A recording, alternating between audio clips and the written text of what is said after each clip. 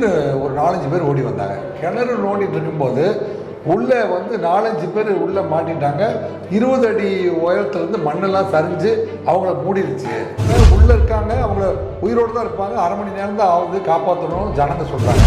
அந்த 35 அடி நோண்டிட்டு இருக்கும்போது மணல் பாங்கான பகுதிக்கும் போது மண்ணெல்லாம் அப்படியே சரிஞ்சு அவங்கள மூடிடுச்சு. நான் வந்து பொன்னேரிக்கு சொல்லணும், அது ஒரு 40 கிலோமீட்டரு. திருவள்ளூர் சொல்லணும், அது ஒரு 40 கிலோமீட்டரு. அங்கேருந்து தீயணைப்புத்துறை வரணும்.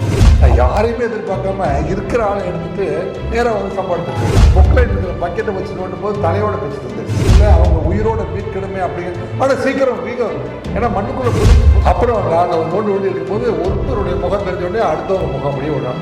அந்த 6 முகத்தையும் அப்படி அந்த 6 பேரையும் மேலே கொண்டு வர அந்த ஊர் மக்கள்லாம் ஒவ்வொன்று கூட்டமாக என் வாழ்நாளில் அதை மறக்க முடியாது.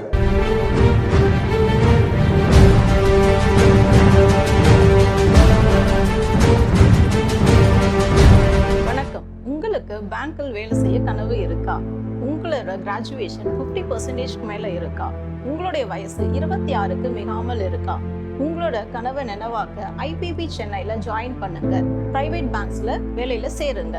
மேலும் விவரங்களுக்கு கீழே உள்ள இணையதளத்தை அணுகவும்.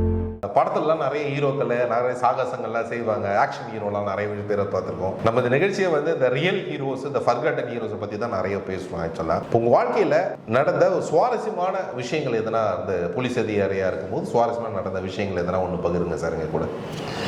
சுவாரஸ்யமான விஷயங்கள் அப்படின்னா காவல்துறையில் இருப்பதே ஒரு சுவாரஸ்யம் தான். அங்கே ஒவ்வொரு குடும்ப விஷயங்களும் பார்த்தீங்கன்னா குடும்ப விஷயங்கள் இருக்கும்.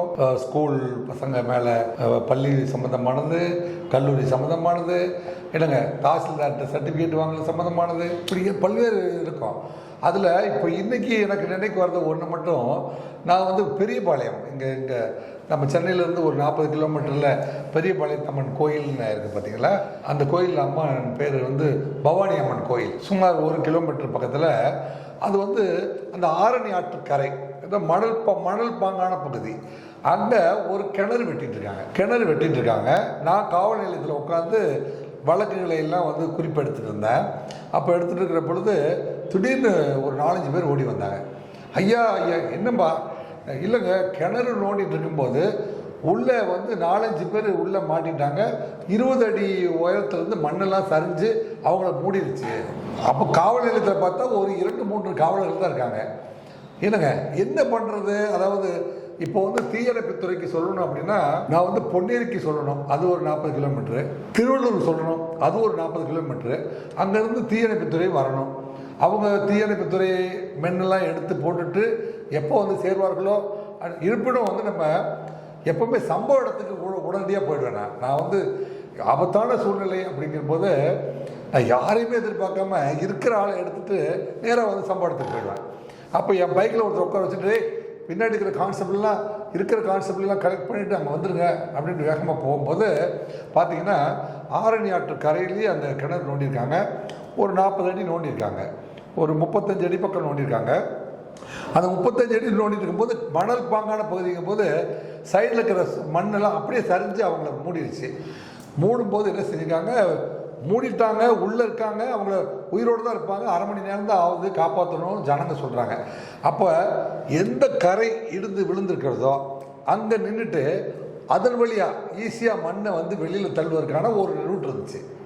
அப்போ என்ன, கிராமத்தில் இருக்கிற ஆட்கள் எல்லாத்தையும் ஆளுக்கு ஒரு மம்முட்டியும் அந்த தட்டு இருக்குது பார்த்தீங்களா, மண் அள்ளி கொட்டுவதற்கான தட்டு, அந்த பாண்டையும் மம்முட்டியும் எடுத்துட்டு எல்லாரும் கிராமத்து மக்கள் எல்லாரும் முடிஞ்ச வரைக்கும் வாங்கன்னு நம்ம ஒரு அனௌன்ஸ்மெண்ட் கொடுத்தோம். அனௌன்ஸ்மெண்ட் கொடுத்து ஒரு 10-20 ஆட்கள் மம்முட்டியோடையும் பாண்டோடையும் வந்துட்டாங்க. நான் தான் லீட் பண்ணேன். நான் லீட் பண்ணிவிட்டு மண்ணை எடுத்து வெளியில் கொட்டுங்க மம்முட்டியில் சுரண்டி மண்களை எடுத்துகிட்டே இருக்கும்போது ஒரு 3 அடி பக்கத்தில் ரீச் பண்ணிட்டோம். அப்போ வந்து அது மண்ணில் காது வச்சு சத்தம் கேட்குது, முனகல் சத்தம் கேட்குது. அப்போ நான் காதை வச்சு கர்ச்சிப்பு வச்சு காதை வச்சு கேட்டால், சீக்கிரம் நோண்டுங்க நாங்கள் உயிரோடு தான் இருக்கோம் அப்படின்னு கேட்குது. அட, மண்ணுக்குள்ளே இருந்து உலகத்தை நினைத்து பார்க்குற போதே சிலிப்புக்கிற ஒரு மிகப்பெரிய நிகழ்வு அது.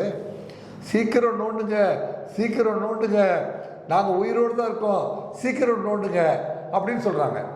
இந்த கேட்டோடனே இப்போ வந்து இனிமேல் வந்து மம்முட்டியை வேகமாக கொத்தக்கூடாது, அவங்க மேலே தலையில் கொத்திட்டு போவாங்க. இப்போ பல உயிர்காப்பு பணிகளுக்கு போகும்போது பார்த்திங்கன்னா ஒரு கொக்கியை போட்டு மனிதர்களை இழுக்கிற போதோ அல்லது இப்போ பார்த்திங்கன்னா மணப்பாறை பக்கத்தில் ஒரு மண் சரிவை போய் நோண்டுறதுக்காக பக்கெட்டு, இந்த பொக்லைன் இருக்கிற பக்கெட்டை வச்சு நோண்டும் போது தலையோட பிச்சுட்டு வந்துடுச்சு. ஸோ அப்படியெல்லாம் இல்லாமல் பாதுகாப்பான சூழ்நிலையில் அவங்க உயிரோட மீட்கணுமே அப்படிங்கிற, ஆனால் சீக்கிரம் ஏன்னா மண்ணுக்குள்ளே பொதியுண்டு இருக்கிறார்கள். இன்னும் எவ்வளோ நேரத்தில் எவ்வளோ, அது பேர் கோல்டன் டைம் ஆப்ரேஷன் பேர்.